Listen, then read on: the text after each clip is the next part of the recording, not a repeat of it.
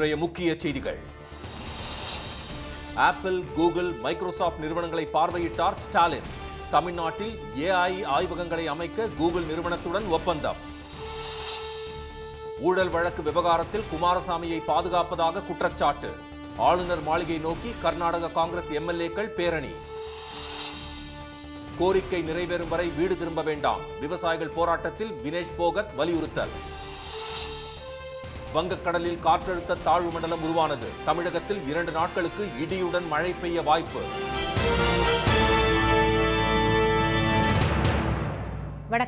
வணக்கம். கூகுள் நிறுவனத்துடன் இணைந்து தமிழ்நாட்டில் செயற்கை நுண்ணறிவு ஆய்வகங்களை அமைக்க முதலமைச்சர் திரு மு க ஸ்டாலின் முன்னிலையில் ஒப்பந்தம் கையெழுத்தானது. தமிழ்நாட்டை $1 டிரில்லியன் பொருளாதாரமாக மாற்றும் இலக்குடன் முதலீடுகளை ஈர்க்க அமெரிக்க சுற்றுப்பயணம் மேற்கொண்டுள்ள அவர் நேற்று சான் பிரான்சிஸ்கோவில் நடந்த முதலீட்டாளர்கள் மாநாட்டில் உரையாற்றினார். அப்போது முதல் நாளிலேயே நோக்கியா, பேபால் உள்ளிட்ட 6 முன்னணி நிறுவனங்களுடன் 900 கோடி ரூபாய் முதலீட்டுக்கான ஒப்பந்தங்கள் கையெழுத்தாகின. இன்று கலிபோர்னியாவின் குபர்டினோவில் உள்ள ஆப்பிள் நிறுவனத்திற்கு சென்ற திரு ஸ்டாலின் அந்நிறுவன உயர் அதிகாரிகளை சந்தித்து தமிழக உற்பத்தி சூழலை விளக்கி ஆப்பிள் நிறுவனம் தமிழ்நாட்டில் முதலீடு செய்ய அழைப்பு விடுத்தார்.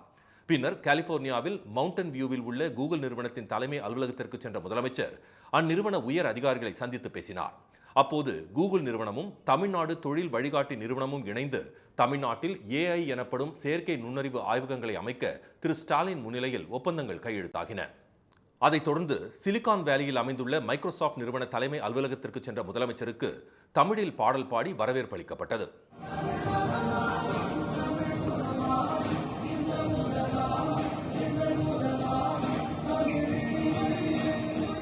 பின்னர் மைக்ரோசாப்டின் லிங்க்டின் பிரிவு முதன்மை செயல் அலுவலர் மற்றும் உயர் அலுவலர்களை சந்தித்த முதலமைச்சர் தமிழ்நாட்டில் டேட்டா சென்டர் விரிவாக்கம் உட்பட பல்வேறு பிரிவுகளை அமைப்பதற்கான கட்டமைப்புகள் குறித்து விளக்கி முதலீடு செய்ய வருமாறு அழைப்பு விடுத்தார்.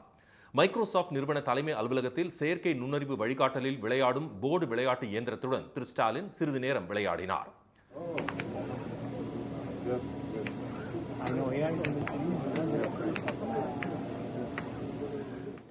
உலகின் மிக பெரும் தொழில் நிறுவனங்களை வரிசைப்படுத்தும் ஃபார்ச்சூன் 500 பட்டியலில் இடம் பிடித்த ஆப்பிள், கூகுள், மைக்ரோசாப்ட் நிறுவனங்களில் முதலமைச்சர் திரு ஸ்டாலின் மேற்கொண்ட இந்த சந்திப்புகளில் முதலீட்டு ஊக்குவிப்பு, வர்த்தகத்துறை அமைச்சர் திரு TRB ராஜா மற்றும் உயர் அதிகாரிகள் உடனிருந்தனர்.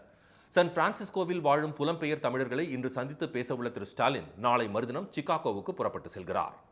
ஊழல் குற்றச்சாட்டு விவகாரத்தில் மத்திய அமைச்சர் திரு குமாரசாமியை கர்நாடக ஆளுநர் திரு தாவர் சந்த் கெஹ்லோட் பாதுகாப்பதாக காங்கிரஸ் குற்றம் சாட்டியுள்ளது.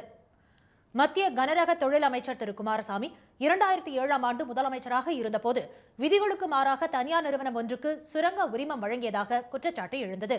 இந்த விவகாரத்தில் அவருக்கு எதிராக வழக்கு தொடர அனுமதி கேட்டு ஆளுநருக்கு லோக் ஆயுக்தா சிறப்பு புலனாய்வு குழு கடந்த ஆண்டு கடிதம் எழுதியது. திரு குமாரசாமி மீது குற்றப்பத்திரிகை தாக்கல் செய்ய அனுமதி கேட்டு கடந்த 19ஆம் தேதி ஆளுநருக்கு சிறப்பு புலனாய்வு குழு மீண்டும் கடிதம் எழுதியது. இதையடுத்து அவர் மீது வழக்கு பதிவு செய்ய அனுமதிக்க வலியுறுத்தி கர்நாடக அமைச்சரவை தீர்மானம் நிறைவேற்றியது.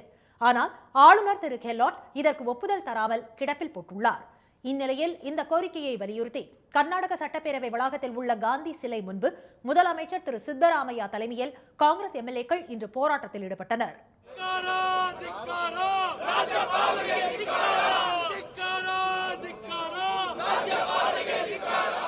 தொடர்ந்து ஆளுநர் மாளிகை நோக்கி துணை முதலமைச்சர் திரு DK சிவகுமார் தலைமையில் காங்கிரஸ் சட்டப்பேரவை உறுப்பினர்கள் பேரணியாக சென்றனர். சுரங்க முறைகேடு விவகாரத்தில் குற்றப்பத்திரிகை தாக்கல் செய்த பிறகும் திரு குமாரசாமிக்கு எதிராக விசாரணை நடத்த அனுமதி வழங்காத ஆளுநர் பாரபட்சமாக நடந்து கொள்வதாக திரு Sivakumar சாடினார். The governor should have acted immediately how he has acted for others. So we are demanding him, you please be fair, Excellency Governor, that you can't differentiate the issues. So you just better sanction prosecution and take action legally as per the constitution. Though there may be a lot of pressure, we have confidence and I think definitely you will restore some good sense will prevail upon it. பின்னர் ஆளுநரை சந்தித்த அவர் திரு குமாரசாமி மீது விசாரணை நடத்த அனுமதிக்குமாறு கோரி மனு அளித்தார். இனியாவது ஆளுநர் நியாயமாக நடந்து கொள்வார் என்று நம்புவதாக திரு சிவகுமார் தெரிவித்தார். கோரிக்கைகள் நிறைவேறும் வரை வீடு திரும்ப வேண்டாம் என பஞ்சாப், ஹரியானா விவசாயிகளை மல்யுத்த வீராங்கனை வினேஷ் போகத் வலியுறுத்தியுள்ளார். விளைபொருட்களுக்கான குறைந்தபட்ச ஆதரவு விலைக்கு சட்டப்பூர்வ உத்தரவாதம் அளிக்க வலியுறுத்தி பஞ்சாப் மற்றும் ஹரியானாவை இணைக்கும் சம்பு எல்லையில் விவசாயிகள் போராட்டம் நடத்தி வருகின்றனர். அவர்களது போராட்டம் தொடங்கி இன்றுடன் 200 நாட்கள் நிறைவடைந்ததையொட்டி சம்பு எல்லைக்கு மல்யுத்த வீராங்கனை வினேஷ் போகத் சென்று விவசாயிகளுக்கு ஆதரவு தெரிவித்தார். அப்போது பேசிய அவர் விவசாய குடும்பத்தில் பிறந்ததற்காக பெருமிதம் கொள்வதாக தெரிவித்தார். 200 दिन हो गए हैं अभी भी बैठे हैं, लेकिन हौसला देख के मुझे ऐसे लग रहा है कि हौसला जू का तो है, लेकिन हर जगह पे किसान है ना. वो अगर नाराज है तो आपको हर वो खिलाड़ियों पे भी नुकसान होता है. सरकार से यही निवेदन है कि सुनना चाहिए. जैसे आपने पिछली बार अपनी गलती मानी थी, आपने माना था कि कुछ गलत हुआ है, उसके बाद आपने जो वादे किए थे वो पूरे करने चाहिए. और ऐसे मतलब हमारा देश ऐसे उन्नति नहीं करेगा. अगर हमारे अपने लोग ऐसे सड़कों पे बैठे रहेंगे तो देश को भी नुकसान होता है इस चीज से. 200 நாட்களாக விவசாயிகள் போராடுவதை பார்க்கும்போது மனது வலிப்பதாக தெரிவித்த வினேஷ் போகத் அவர்களுக்கு கொடுத்த வாக்குறுதியை அரசு நிறைவேற்ற வேண்டும் என கேட்டுக்கொண்டார். உரிமைகளை பெறாமல் திரும்பிச் செல்ல வேண்டாம் என்றும் விவசாயிகளை அவர் வலியுறுத்தினார். இதனிடையே போராட்டத்தை ஒடுக்க மத்திய அரசு பாதுகாப்பு படைகளை சம்பு எல்லையில் குவித்திருப்பதாக குற்றம் சாட்டியுள்ள விவசாய சங்கங்கள் கோரிக்கைகள் ஏற்கப்படும் வரை போராட்டம் தொடரும் என்றும் கூறினர். பாலியல் குற்றச்சாட்டுகள் தொடர்பாக பதில் கூற வேண்டிய பொறுப்பு ஒட்டுமொத்த மலையாள திரையுலகிற்கும் உள்ளதாக பிரபல நடிகர் மோகன்லால் கூறியுள்ளார். கேரளாவில் நீதிபதி ஹேமா கமிட்டியின் அறிக்கை வெளியான நிலையில் நடிகர்கள் முகேஷ், சித்திக், இயக்குனர் ரஞ்சித் உள்ளிட்டோர் மீது பாலியல் குற்றச்சாட்டுகள் கூறப்பட்டது பெரும் பரபரப்பை ஏற்படுத்தியுள்ளது. இந்நிலையில் திருவனந்தபுரத்தில் இன்று செய்தியாளர்களிடம் பேசிய நடிகர் மோகன்லால் பாலியல் குற்றச்சாட்டுகளால் மலையாள சினிமா பாதிக்கப்படக்கூடாது என்றும் தவறு செய்தவர்கள் நிச்சயம் தண்டிக்கப்படுவார்கள் என்றும் கூறினார். എല്ലാവർക്കും അമ്മയിലുള്ള എല്ലാവർക്കും ഇതിനെതിരെ സംസാരിക്കാം. അമ്മയ്ക്ക് മാത്രമല്ല സിനിമയിലുള്ള എല്ലാവർക്കും ഇതിനെക്കുറിച്ച് സംസാരിക്കാനുള്ള സമയമാണിപ്പോൾ. കാര്യം ഒരാൾ മാത്രം ക്രൂശിക്കപ്പെടുക അല്ലെങ്കിൽ ഒരു സംഘടന മാത്രം ക്രൂശിക്കപ്പെടുക എന്ന് പറയുന്നത് ശരിയല്ല. மேலும் நடிகர் சங்கத்தில் தற்போது தான் பொறுப்பில் இல்லை என்ற அவர் தான் எங்கும் ஓடிவிடவில்லை என்றும் விசாரணை குழுவுக்கு முழு ஒத்துழைப்பு தருவேன் என்றும் தெரிவித்தார். இந்த விவகாரத்தில் நடிகர் சங்கம் மீது அவதூறு பரப்புவது சரியல்ல என்றும் மோகன்லால் கூறினார். இதனிடையே பிரபல இயக்குனர் ரஞ்சித் மீது மேலும் ஒரு வழக்கு பதிவு செய்யப்பட்டுள்ளது. மேற்கு வங்கத்தைச் சேர்ந்த ஒரு நடிகை அளித்த புகாரின் பேரில் ஏற்கனவே அவர் மீது வழக்கு பதிவு செய்யப்பட்டது. இந்நிலையில் நடிக்க வாய்ப்பளிப்பதாக கூறி வரவழைத்து பாலியல் தொல்லை கொடுத்ததாக கோழிக்கோட்டைச் சேர்ந்த இளைஞர் அளித்த புகாரின் பேரில் ரஞ்சித் மீது மேலும் ஒரு வழக்கு பதிவு செய்யப்பட்டுள்ளது. வங்கக்கடலில் காற்றழுத்த தாழ்வு மண்டலம் உருவாகியுள்ள நிலையில் அடுத்த 2 நாட்களுக்கு தமிழகத்தில் இடி மின்னலுடன் மழை பெய்யும் என்று சென்னை வானிலை மையம் தெரிவித்துள்ளது. தமிழ்நாட்டில் தென்மேற்கு பருவமழை தீவிரமடைந்துள்ளது. சென்னையில் நேற்றிரவு கனமழை கொட்டியது. கடந்த 24 மணி நேரத்தில் அதிகபட்சமாக குமரி மாவட்டம் கோழிப்போர்விளை, கோவை மாவட்டம் சோலையார் ஆகிய இடங்களில் 9 சென்டிமீட்டர் மழை பதிவானது. குமரி மாவட்டத்தில் கனமழையால் புத்தளம், சுவாமித்தோப்பு, கரும்பாட்டூர் பகுதிகளில் நூற்றுக்கணக்கான ஏக்கர் பரப்பில் உப்பு உற்பத்தி பாதிக்கப்பட்டது. கீரிப்பாறை, காளிகேசம் பகுதிகளில் ரப்பர் பால் வெட்டும் தொழிலும் முடங்கியுள்ளது. இந்நிலையில் மேற்கு தொடர்ச்சி மலைப்பகுதியில் மழை குறைந்ததால் குற்றாலம் மெயின் அருவி மற்றும் ஐந்தருவியில் பொதுமக்கள் குளிக்க விதிக்கப்பட்ட தடை விலக்கிக் கொள்ளப்பட்டது. இதற்கிடையே வங்கக்கடலில் நிலவிய ஆழ்ந்த காற்றழுத்த தாழ்வு பகுதி காற்றழுத்த தாழ்வு மண்டலமாக வலுப்பெற்று விசாகப்பட்டினத்திற்கு கிழக்கே 120 கிலோமீட்டர் தொலைவில் நிலை கொண்டுள்ளதாக வானிலை மையம் தெரிவித்துள்ளது. இது வடமேற்கில் நகர்ந்து விசாகப்பட்டினம், கோபால்பூர் இடையே இன்று நள்ளிரவில் கரையை கடக்கக்கூடும் என்று கணிக்கப்பட்டுள்ளது. இந்நிலையில் தமிழ்நாடு, புதுச்சேரியில் அடுத்த 2 நாட்களுக்கு இடி மின்னலுடன் மழை பெய்ய வாய்ப்புள்ளதாக சென்னை வானிலை மையம் கூறியுள்ளது. தமிழ்நாட்டில் புதிதாக 2 வந்தே பாரத் ரயில் சேவைகளை பிரதமர் திரு மோடி இன்று தொடங்கி வைத்தார். சென்னை, நாகர்கோவில், மதுரை, பெங்களூரு மற்றும் உத்தரப்பிரதேசத்தில் மீரட், லக்னோ இடையே என 3 வந்தே பாரத் ரயில்களின் சேவையை டெல்லியில் இருந்தபடி காணொலி வாயிலாக திரு மோடி தொடங்கி வைத்தார். இந்த நிகழ்ச்சியில் பேசிய திரு மோடி, இந்த ரயில் சேவையால் தொழில்துறை வளர்ச்சி அடைவதுடன் வேலைவாய்ப்புகள் பெருகும் என்றார். விரைவில் வந்தே பாரத் ரயில்களில் படுக்கை வசதி அறிமுகப்படுத்தப்படும் என்றும் அவர் தெரிவித்தார்.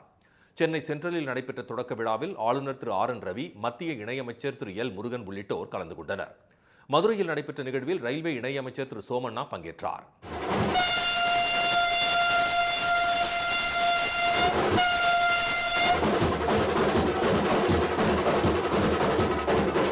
மதுரை, பெங்களூரு வந்தே பாரத் ரயிலில் பயணிக்க சாதாரண வகுப்புக்கு 1575 ரூபாயும், உயர் வகுப்புக்கு 2865 ரூபாயும் கட்டணமாக நிர்ணயிக்கப்பட்டுள்ளது. சென்னையில் இருந்து நாகர்கோவிலுக்கு ஏசி சேர் கோச்சில் செல்ல 1760 ரூபாயும், எக்ஸிகியூட்டிவ் கோச்சில் பயணிக்க 3240 ரூபாயும் கட்டணமாக நிர்ணயிக்கப்பட்டுள்ளது. இந்த கட்டணம் அதிகமாக இருப்பதாக பயணிகள் அதிருப்தி தெரிவித்துள்ளனர்.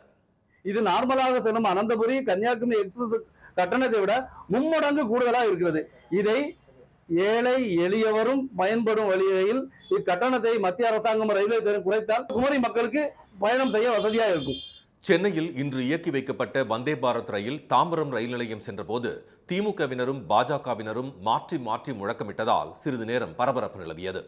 சென்னையில் நாளை முதல் காலை 5 மணிக்கு புறப்பட்டு மதியம் 1:50 மணிக்கு நாகர்கோவில் செல்லும் வந்தே பாரத் ரயில் அங்கிருந்து பிற்பகல் 2:20 மணிக்கு புறப்பட்டு இரவு 11 மணிக்கு எழும்பூர் வந்தடையும். மதுரை பெங்களூரு வந்தே பாரத் ரயில் மதுரையில் காலை 5:15 மணிக்கு புறப்பட்டு மதியம் 1 மணிக்கு பெங்களூரு சென்றடையும். அங்கிருந்து மதியம் 1:30 மணிக்கு புறப்பட்டு இரவு 9:45 மணிக்கு மதுரை வந்தடையும் என தெரிவிக்கப்பட்டுள்ளது. இனி வருவது செய்தி துளிகள். நடப்பாண்டின் முதல் காலாண்டில் நாட்டின் மொத்த உள்நாட்டு உற்பத்தி கடந்த 15 மாதங்களில் இல்லாத அளவு சரிந்துள்ளது. முதல் காலாண்டில் உள்நாட்டு உற்பத்தி 7.1% இருக்கும் என கணிக்கப்பட்டு இருந்த நிலையில் 6.7% குறைந்துள்ளது. தேசிய புள்ளியியல் அலுவலகம் வெளியிட்டுள்ள அறிக்கையில் 43.64 லட்சம் கோடி ரூபாய் என மதிப்பிடப்பட்டிருந்த உள்நாட்டு உற்பத்தி 40.91 லட்சம் கோடி ரூபாயாக சரிந்துள்ளதாக தெரிவிக்கப்பட்டுள்ளது. மாவட்ட நீதிபதிகளுக்கான 2 நாள் தேசிய மாநாட்டை டெல்லியில் இன்று பிரதமர் திரு மோடி தொடங்கி வைத்தார். உச்சநீதிமன்றம் தொடங்கி 75 ஆண்டுகள் ஆவதையொட்டி சிறப்பு தபால் தலை மற்றும் நாணயத்தை அவர் வெளியிட்டார். தலைமை நீதிபதி திரு T.Y. சந்திரசூட் தலைமையில் நடைபெறும் இந்த மாநாட்டில் அனைத்து மாநிலங்கள் மற்றும் யூனியன் பிரதேசங்களில் இருந்து 800க்கும் மேற்பட்ட நீதிபதிகள் பங்கேற்றுள்ளனர். இயற்கை முறை விவசாயத்துக்கான இயக்கம் முக்கிய கட்டத்தை அடைந்துள்ளதாக குறிப்பிட்டுள்ள உள்துறை அமைச்சர் திரு அமித்ஷா, ரசாயன உரங்களை பயன்படுத்துவதால் நீரிழிவு, புற்றுநோய், தைராய்டு பிரச்சனைகள் ஏற்படுவது நிரூபிக்கப்பட்டுள்ளதாக தெரிவித்துள்ளார். உலகிலேயே இயற்கை முறை விவசாயம் செய்யும் மிகப்பெரிய நாடாக இந்தியாவை மாற்றுவதில் கூட்டுறவுத்துறையின் பங்களிப்பு முக்கியமானது என்றும் அவர் குறிப்பிட்டுள்ளார். அயலக தமிழர் நலவாரிய தலைவர் திரு கார்த்திகேய சிவசேனாபதி தலைமையில் அமெரிக்காவின் கலிபோர்னியா மாகாணம் பே ஏரியா தமிழ்ச்சங்கத்தில் அயலக தமிழர் நலவாரிய செயல்பாடுகள் குறித்த கலந்தாய்வு கூட்டம் நடைபெற்றது. இதில் அயலக தமிழர்களின் தேவைகளை நிறைவேற்றுவதற்காக தமிழக அரசு மேற்கொண்டுள்ள பணிகள் குறித்து திரு கார்த்திகேய சிவசேனாபதி, நலவாரிய உறுப்பினர்கள் திரு புகழ்காந்தி, திரு கால்ட்வெல் வேல் நம்பி ஆகியோர் பேசினர். தமிழ்ச்சங்கத்தின் தலைவர் திருமதி ஜூலியட் ஆறுமுகம் பேச்சிமுத்து, செயலாளர் திரு ஜோசப் உள்ளிட்ட 200க்கும் மேற்பட்டோர் இந்த கூட்டத்தில் கலந்து கொண்டனர். பொது விநியோக திட்ட குடும்ப அட்டைதாரர்கள் இந்த மாதத்திற்கான துவரப்பருப்பு மற்றும் பாமாயிலை அடுத்த மாதம் 5ஆம் தேதி வரை பெற்றுக் கொள்ளலாம் என்று தமிழ்நாடு அரசு அறிவித்துள்ளது. இந்த மாதத்திற்கான துவரப்பருப்பு மற்றும் பாமாயில் ஒதுக்கீட்டை பெறாத குடும்ப அட்டைதாரர்கள் பயன்பெறும் வகையில் இந்த ஏற்பாடு செய்யப்பட்டுள்ளது. நாம் தமிழர் கட்சியின் தலைமை ஒருங்கிணைப்பாளர் திரு சீமான் மீது SC/ST வன்கொடுமை தடுப்பு சட்டத்தின் கீழ் வழக்கு பதிவு செய்யப்பட்டுள்ளது. ஒரு சமூகத்தின் பெயரை குறிப்பிட்டு அவதூறு பரப்பும் விதமாக அவர் பேசியதாக பட்டாபிராம் பகுதியைச் சேர்ந்த அஜேஷ் என்ற வழக்கறிஞர் SC/ST ஆணையத்தில் புகார் அளித்திருந்தார்.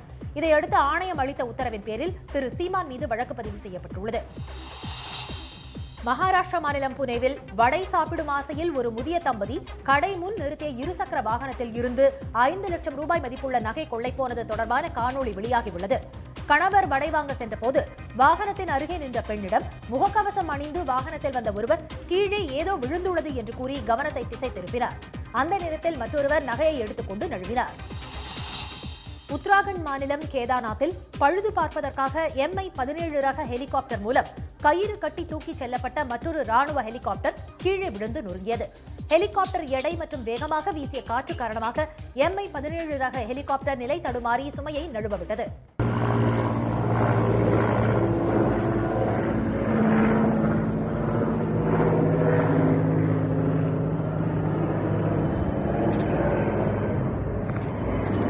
விழுந்த ஹெலிகாப்டரில் மனிதர்களோ பொருட்களோ இல்லாததால் சேதம் தவிர்க்கப்பட்டது. உலகின் மிகப்பெரிய சரக்கு விமானங்களில் ஒன்றான பெலூகா ஹைதராபாத் ராஜீவ்காந்தி சர்வதேச விமான நிலையத்துக்கு நேற்று வந்திறங்கியது. வானத்தின் திமிங்கலம் என்று வர்ணிக்கப்படும் இந்த விமானம் 184 அடி நீளம், 56 அடி அகலம் கொண்டது. ஓமன் தலைநகர் மஸ்கட்டில் இருந்து வந்த பெலூகா வகை திமிங்கலத்தின் வடிவத்தில் உருவாக்கப்பட்டுள்ள இந்த விமானம் எரிபொருள் நிரப்பிய பின் தாய்லாந்துக்கு புறப்பட்டுச் சென்றது.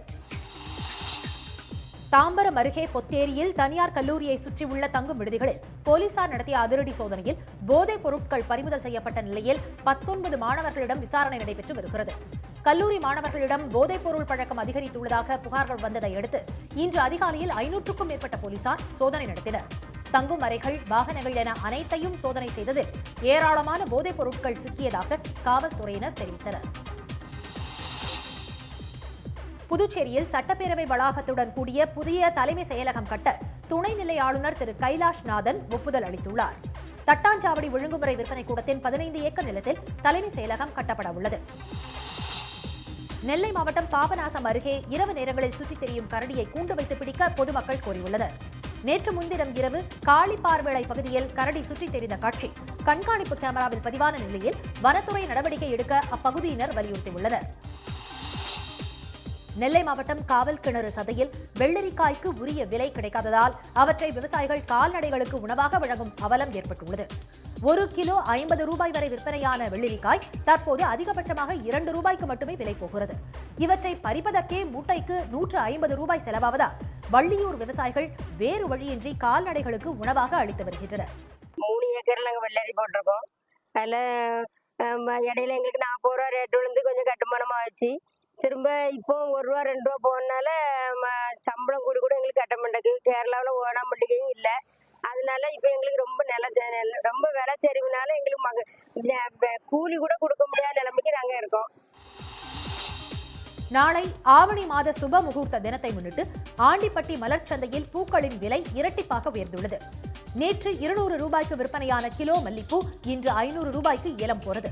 150 ரூபாயாக இருந்த முல்லை மற்றும் பிச்சிப்பூ 300 ரூபாய்க்கும், 100 ரூபாயாக இருந்த சம்பங்கி 200 ரூபாய்க்கும் விற்கப்பட்டது. சென்னையில் இன்று ஆபரண தங்கம் விலை சவரனுக்கு 80 ரூபாய் குறைந்து சவரன் 53,560 ரூபாயாகவும், கிராம் 6,695 ரூபாயாகவும் உள்ளது. வெள்ளி விலை கிராமுக்கு 1 ரூபாய் குறைந்து 1 கிராம் 92 ரூபாயாக உள்ளது.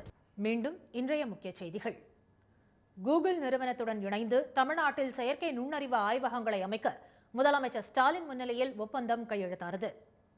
ஊழல் குற்றச்சாட்டு விவகாரத்தில் மத்திய அமைச்சர் குமாரசாமியை கர்நாடக ஆளுநர் தாவர் சந்த் கெலாட் பாதுகாப்பதாக காங்கிரஸ் குற்றம் சாட்டியுள்ளது.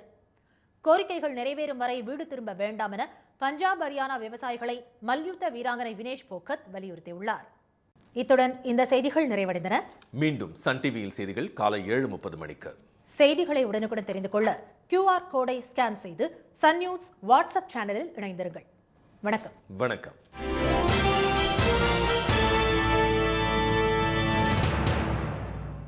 உடனுக்குடன் செய்திகளை தெரிந்து கொள்ள சன் நியூஸ் பெல் ஐகானை கிளிக் பண்ணுங்க.